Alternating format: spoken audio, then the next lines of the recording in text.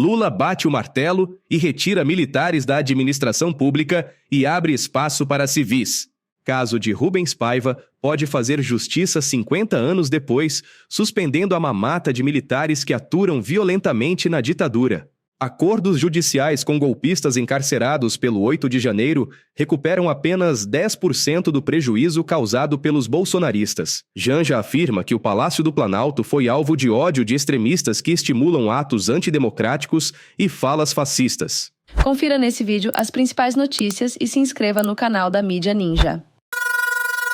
Uma medida provisória publicada pelo governo Lula, em 31 de dezembro, promove mudanças significativas na estrutura administrativa do serviço público, afastando a presença de militares. A medida cria a Carreira de Desenvolvimento das Políticas de Justiça e Defesa, uma nova carreira civil que substituirá gradualmente os militares em órgãos como o Ministério da Defesa e o Gabinete de Segurança Institucional. Agora, servidores civis irão ocupar funções antes desempenhadas por militares, garantindo uma administração mais alinhada com os princípios democráticos. Essa reestruturação na administração do serviço público é um passo importante após o envolvimento de militares no plano golpista de Jair Bolsonaro. A deputada Fernanda Melchiona, PSOL-RS, apresentou o projeto de lei visando suspender remunerações de militares denunciados por violações de direitos humanos durante a ditadura civil-militar até o desfecho judicial definitivo. A proposta surge após revelação de que acusados pelo assassinato do ex-deputado Rubens Paiva, incluindo o major Oxendorf e o general Belham, recebem mensalmente R$ 23.400 e R$ 35.900, respectivamente. O processo, que já dura uma década, ainda não foi julgado e 3 militares acusados faleceram, deixando 8 familiares como beneficiários. A deputada criticou o fato de torturadores receberem altas somas públicas devido à protelação processual. O PL começará a tramitar em 2 de fevereiro. Lula iniciou a reforma ministerial e o primeiro a ser exonerado foi Paulo Pimenta, da Secretaria de Comunicação da Presidência, SECOM, nomeando em seu lugar o publicitário Sidônio Palmeira, que integrou sua campanha em 2022.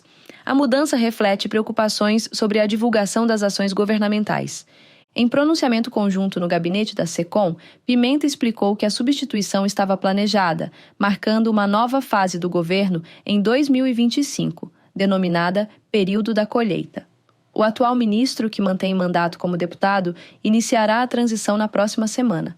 Após a formalização, ele tirará férias e, posteriormente, discutirá seu futuro na administração federal com o presidente.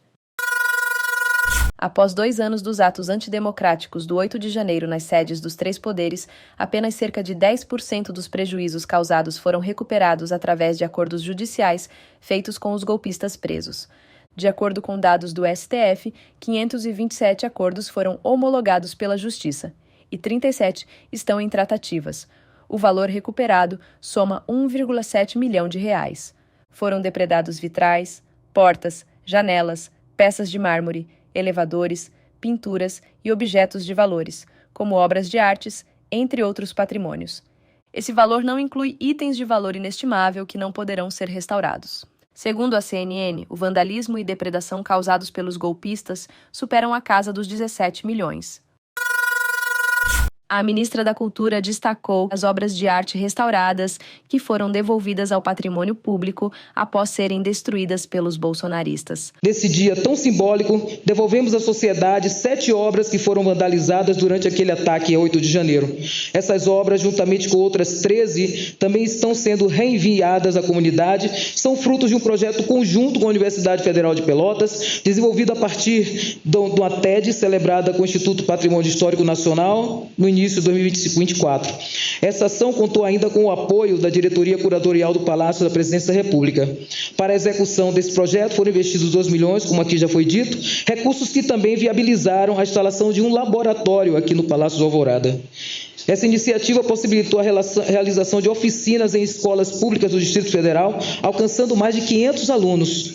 Realização dessas oficinas é, sem dúvida, uma grande entrega desse projeto. Ela não apenas transmite a ligação entre cultura, memória e arte, mas também reforça o verdadeiro significado da democracia para as novas gerações. A democracia não é um privilégio de alguns, é um direito de todos, é um direito do povo brasileiro. Durante o ato em favor da democracia, ministros do governo Lula se pronunciaram em suas redes sociais sobre os 2 anos da invasão dos extremistas de direita nas sedes dos 3 poderes. A ministra da Igualdade Racial, Aniele Franco, irmã de Marielle, afirmou que o 8 de janeiro foi um dos ataques mais graves à democracia brasileira e expressou seu desejo de que todos os responsáveis sejam punidos por atentar contra o país. Já o ministro Márcio Macedo, da Secretaria-Geral da Presidência, declarou que todos os dias é dia de defender a democracia no Brasil. Segundo o ministro do Turismo, Celso Sabino, os atos do 8 de janeiro jamais devem se repetir. Para ele, o Brasil é maior do que qualquer ataque às suas instituições.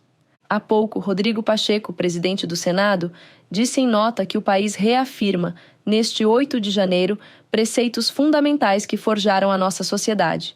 E o principal deles diz respeito às liberdades. Pacheco também parabenizou o governo Lula e as instituições envolvidas nas cerimônias. O ministro da Justiça e Segurança Pública, Ricardo Lewandowski, chamou a atenção para o processo de desinformação que alimentou a trama golpista. Logo nos demos conta, porém, de que o ataque à nossa democracia não começou ali, em 8 de janeiro. O processo foi mais sutil, mais gradual.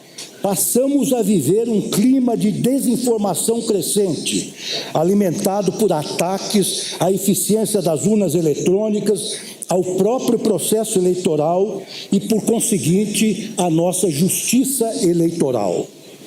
Como vice-presidente do Tribunal Superior Eleitoral, onde ombreava à época com a ministra Carmen Lúcia e o ministro Alexandre de Moraes, vi eu e vimos todos o discurso de ódio e a disseminação de notícias falsas crescerem, alimentando a polarização e criando a narrativa de nós contra eles. Vimos surgir um nacionalismo exacerbado e anacrônico que, sob o disfarce de combater a corrupção ou defender a segurança nacional, abriu espaço para práticas que atacavam o próprio coração da nossa democracia. A primeira-dama Janja declarou que o ódio por trás dos ataques golpistas de 8 de janeiro continua estimulando falas fascistas e autoritárias. Durante a cerimônia, Janja afirmou que o Palácio do Planalto foi vítima do ódio que estimula atos antidemocráticos. E para isso, a resposta do governo Lula é a união, a solidariedade e o amor. No discurso, ela também citou a vitória de Fernanda Torres, protagonista do filme que contava a história de Rubens e Eunice Paiva, e que recebeu recentemente críticas de Bolsonaro e seus seguidores alienados. Essas foram as notícias do canal da Mídia Ninja.